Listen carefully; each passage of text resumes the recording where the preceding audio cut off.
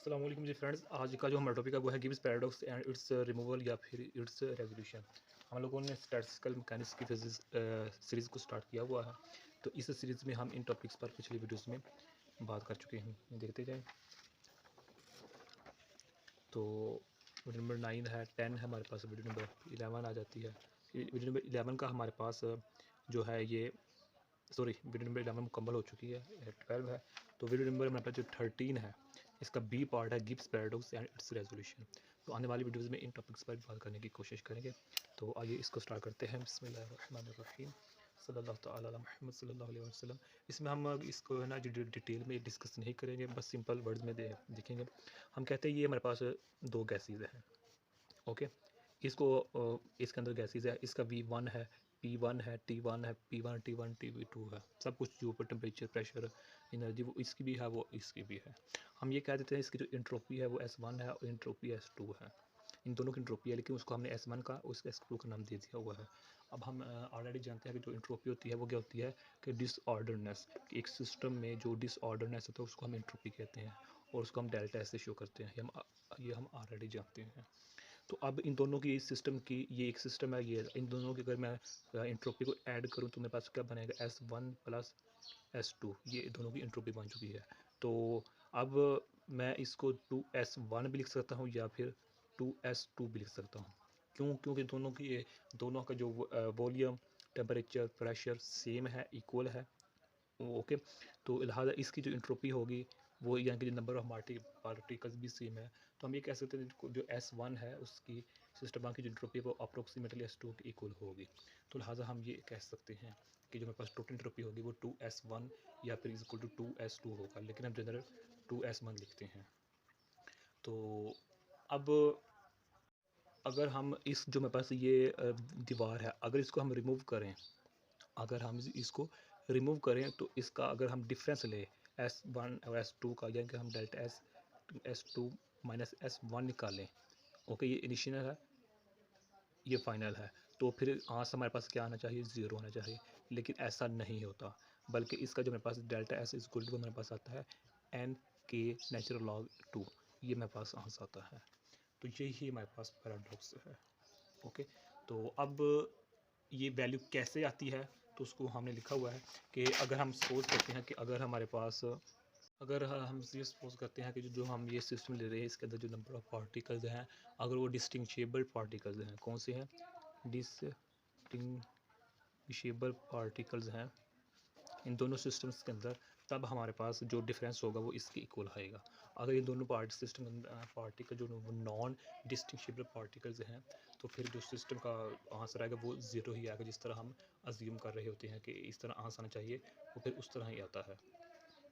तो अब हम जानते हैं कि डिस्टिंग्विशेबल एंड इनडिस्टिंग्विशेबल में क्या फ़र्क होता है, कि जो डिस्टिंग्विशेबल पार्टिकल्स होते हैं वो नॉन आइडेंटिकल होते हैं, तो ये आइडेंटिकल होते हैं। तो पहला पॉइंट ये, दूसरा पॉइंट ये है कि इनके दरमियान जो डिस्टेंस होता है पार्टिकल्स के दरमियान, सिस्टम के अंदर जो नंबर ऑफ पार्टिकल्स होते हैं उनके दरमियान जो डिस्टेंस है वो लार्ज होता है, जबकि इसके दरमियान स्मॉल होता है। तो तीसरा क्या है कि नो एक्सचेंज इफेक्ट्स अराइज, इसमें कोई भी जो इफेक्ट्स होता है एक्सचेंज का वो नहीं होता, लेकिन इसमें होता है। या फिर इसको हम इस तरह समझ सकते हैं, हम सपोज करते हैं ये मेरे पास एक लाइन है और एक मेरे पास ये लाइन है, एक ये लाइन है और एक ये लाइन है, ओके। तो अब यहाँ देखें कि अगर ये जो पार्टिकल है ये ब्लू कलर का है, और अगर हमारे पास ये पार्टिकल है, जो ये वाला पार्टिकल है, ये किसी और कलर का है। अब यहाँ कलर से मुराद है कि डिफरेंट है दोनों पार्टिकल्स एक दूसरे के लिहाज से, तो ये मेरे पास डिस्टिंग्विशेबल पार्टिकल होंगे। और अगर एक ही आइडेंटिकल पार्टिकल्स हों, ऊपर नीचे हों, या फिर दोनों ही एक ही लाइन में हों, तो हमारे पास इनडिस्टिंग्विशेबल पार्टिकल्स होते हैं।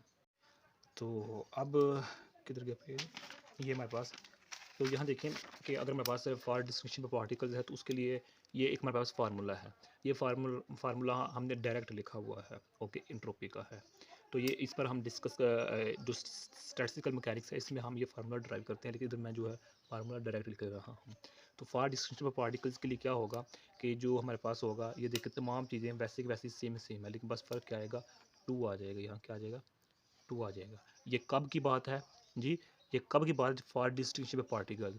और जो ये मेरे पास इक्वेशन है कि फॉर इनिशियल स्टेज के लिए, यानी कि जो मेरे पास होगी ना ये वाली, इसको हम आई का नाम, इसको हम एफ का नाम दे देते हैं, या इसको हम फर्स्ट का नाम दे देते हैं, या इसको हम सेकंड का नाम दे देते हैं, बस इन सिस्टम्स को। तो ये S I is equal to होगा 2 एन के इक्वल होगा, बाकी वैसे की वैसे ही है। तो अगर हम इस फार जो फाइनल है, जो सेकंड है, उसके लिए निकालेंगे तो हमारे पास ये होगा। ओके, ये देखिए 2 इधर भी आ गया और इधर भी आ गया, लेकिन इसमें फ़र्क क्या है इनिशियल फाइनल में कि इधर 2 नहीं था, अब इधर 2 भी आ गया है, ये देखें। ओके, अब ये 2 भी है, तो 2 भी आपस में मल्टीपल हो रहे हैं, तो मैं इसको 2 प्लस भी लिख सकता हूँ, ये देखें, क्योंकि साथ नेचुरल लॉग भी है ना, तो इस तरह। तो ये देखिए, इसको मैंने इस तरह लिख लिया हुआ है। तो अब यहाँ देखें ये 2 कहाँ से आया, यानी कि ये वाला 2 कहाँ से आया, ये वाला 2 कहाँ से आया, ये कहाँ से आया। अब यहाँ इसमें तवज्जो दीजिएगा, हमने कहा ये मेरे पास इनिशियल स्टेज है, एस आई है, और ये मेरे फाइनल स्टेज है, और ये मेरे पास जनरल फार्मूला है, ये मेरे जनरल फार्मूला है। अब जो मेरे पास एस आई है वो उसके साथ सिर्फ 2 है, और बाकी ये पूरी टर्म वैसे की वैसी है, ये ऊपर वाली। ओके ओके, अब ये 2 कहाँ से आया, जिस तरह हमने कहा था कि ये सिस्टम 1 है, ये सिस्टम 2 है।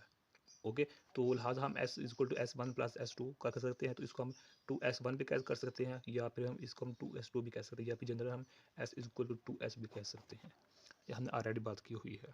ओके, तो अब जो हमारे पास ये 2, ये वाला 2 है, ओके, जो ये हमने इधर लिखा हुआ है, ये कब है, जब हमारे पास इनिशियल है, इनिशियल है, और किसके लिए, फॉर डिस्टिंग्विशेबल पार्टिकल्स के लिए। ओके, अब हम ये कह देते हैं कि जो इसके दरमियान वाल्स है उसको हम रिमूव कर देते हैं। जब वाल्स को रिमूव कर देंगे तो इसका वॉल्यूम 1 था, वॉल्यूम, इसका वॉल्यूम 2 था, तो अब ये वॉल्यूम आपस में मिल जाएंगे, तो मेरे पास क्या बन जाएगा, 2v बन जाएगा। ओके, तो अब यहाँ देखें कि जब हमने वॉल को रिमूव नहीं किया था तब हमारे पास ये 2 था, सिंगल 2 था। अब वॉल को रिमूव कर दिया तो मेरे पास ये एक और 2 आ गया v वाला। तो यही बात है कि एस एफ के साथ ये 2 वाला कौन सा, ये 2 कौन सा है, ये वाला 2 है। ओके, ये वाला, और जो मेरे पास ये 2 आया, ये वाला, ये कौन सा है, ये वॉल्यूम वाला आया है, तो इसलिए हमारे पास हो गया। अब हम क्या करेंगे कि एस एफ में से एस आई को माइनस कर देंगे, तो मेरे पास ये वैल्यू आ जाएगी। बिल्कुल सेम है, आसान है। ये देखें, ये पार्ट और ये पार्ट बिल्कुल सेम है, तो ये तो ज़ीरो कैंसिल हो गए, तो बाकी मेरे पास ये ln2 बच गया, ये वैसे वैसे ही आ गया। अब हम इसकी बात करते हैं, इधर आ जाते हैं।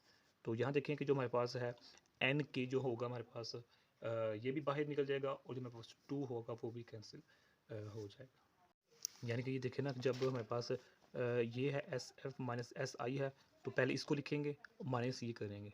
ओके, तो ये तो कैंसिल हो जाएंगे ना, ये और ये सेम है, बिल्कुल कैंसिल हो जाएगी। तो बाकी मेरे पास ये पहले आएगी 2n के ln2, तो बाद में हमारे पास ये वाला पार्ट आ जाएगा 2n के। तो जब इसको हम सोल्व करेंगे हमारे पास ये आंसर आ जाएगा। तो ये फार था डिस्टिंक्शन पार्टिकल्स के लिए। अब हम बात करते हैं फार इनडिस्टिंक्शन पार्टिकल्स के लिए।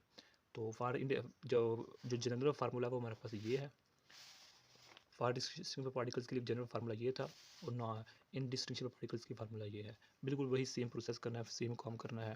कि अब यहाँ देखिए ये 2 कहाँ से आया, मैंने ऑलरेडी बताया हुआ है कि यहाँ से आया कि S1 S2 इक्वल टू 2, ये वाला। तो अब यहाँ देखें कि ये भी वैसे का वैसे ही सेम आ गया, और जो हमारे पास है ये भी वैसे का वैसा सेम ही सेम है, तो ये भी सेम है, लेकिन ऊपर ऊपर हमने खुद से मल्टीपल कर दिया 2 से भी, और नीचे भी हमने 2 से डिवाइड कर दिया। यानी कि मल्टीपल करने का मतलब क्या है कि जिस तरह ये देखें ना ln v था ना, तो इसके साथ ln v 2v हो गया। अब चूंकि यहाँ नीचे n भी है, तो लिहाजा ऊपर अगर v 2 आया था यहाँ, तो नीचे भी 2 आएगा। तो ये हमने इधर मेंशन किया हुआ है, ये वाला 2 2। तो अब यहाँ देखिए, ये फाइनल क्वेश्चन, ये इनिशियल है, तो डेल्टा एस क्या होगा, S F minus S I. Okay, तो अब देखें ये 2 2 से कैंसिल हो गया, तो मेरे पास 2n के नेचुरल लॉग v/n ये बच गया। ये फाइनल था। अब इनिशियल देखें, इनिशियल भी बिल्कुल सेम है, यानी फाइनल और इनिशियल बिल्कुल सेम है, लिहाजा मेरे पास आंसर 0 आ जाएगा। यानी कि जो हम स्टार्टिंग में एक्सपेक्ट कर रहे थे, तो मेरा आंसर ये आना चाहिए, तो वो हमारे पास आंसर आ चुका। किसके लिए, फॉर इनडिस्टिंक्शन पार्टिकल्स के लिए। तो यही आज का हमारे पास टॉपिक था। तो नेक्स्ट वीडियो में हम इंशाल्लाह रहमान इन टॉपिक्स पर भी बात करने की कोशिश करेंगे। तो तब तक के लिए अल्लाह हाफिज़।